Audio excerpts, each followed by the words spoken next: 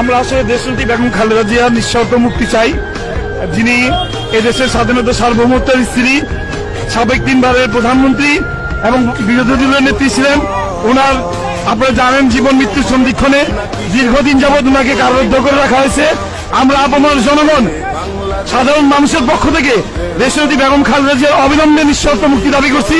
এই অবৈধ জালিম সরকার ওনাকে দীর্ঘদিন যাবৎ আটকে রেখেছে এবং আপনারা ইতিমধ্যে জেনেছেন যে ওনার চিকিৎসার ব্যবস্থা করা হচ্ছে না, উনি জীবন মৃত্যু সন্ধিক্ষণে আছে।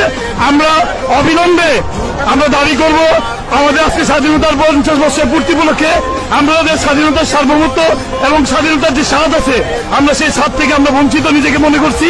আমরা সাধারণ জনগণ এখন আমাদের একটাই দাবি, এই অবিলম্বে দেশনেত্রী বেগম খালেদা জিয়াকে নিঃশর্ত মুক্তি দিতে হবে এবং চিকিৎসার ব্যবস্থা করতে হবে। শিকল বলছি যেহেতু দেশনেত্রী বেগম খালেদা জিয়া বন্দী, সারা দেশের জনগণ একটা বন্দী জীবন যাপনের মধ্যে আছে।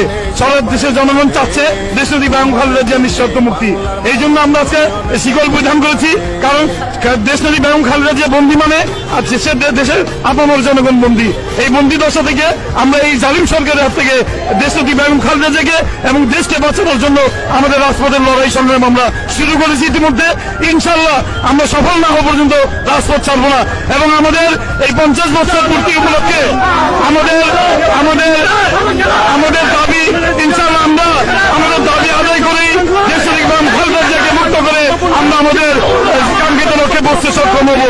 এই আশা প্রত্যাশা আমি আপনার মাধ্যমে